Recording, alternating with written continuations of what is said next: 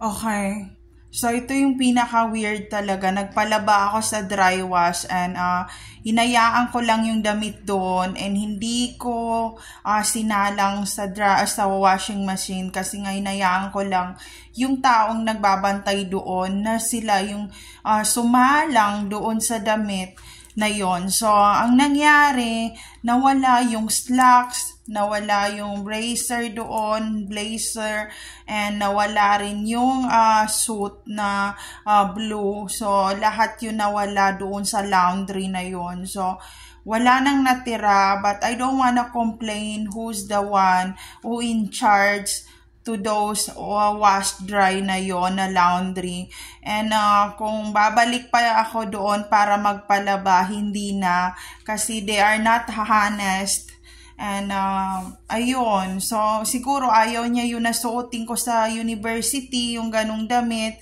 Pero ito masasabi ko sa'yo, kahit mukha akong tanga, mas maganda ka sa akin, pero sinasabi ko sa'yo, hindi ka na pagkakatiwala ng mga taong nakapaligid sa'yo. Kasi yung mga nawala sa akin sa simula, babayaran mo yun ng panghabang buhay kasi hindi kita sisingilin.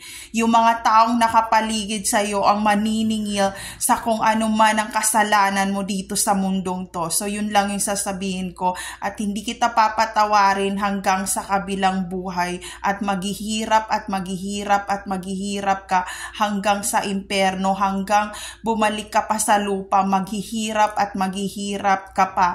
Sa sobrang ganda mo, magnanakaw ka. So ayun, ganun ako eh. Lahat ng binibigyan ko, hindi ko binabawi, pero ang sinasabihan ko, dahil hindi sila marunong magbalik na mga gamit or kahit ano, pero kahit ano, maghihirap sila katumbas nung kung ano yung nawala sa akin. Dodobliin pa nila ng hirap kung meron mang nakakakita sa atin dito sa mundong to. Kasi hindi ko sila papatawarin kahit kailan. Kasi itong mga taong to, pag once na nakuha ka na nitong mga taong to or na tortured ka na ng mga taong to, hindi nila alam kung sino ang kalaban nila, hindi nila alam kung sinong tao ang kaharap nila, basta demonyo sila. So yon, there's no safe place to all targeted individual out there. Take care always.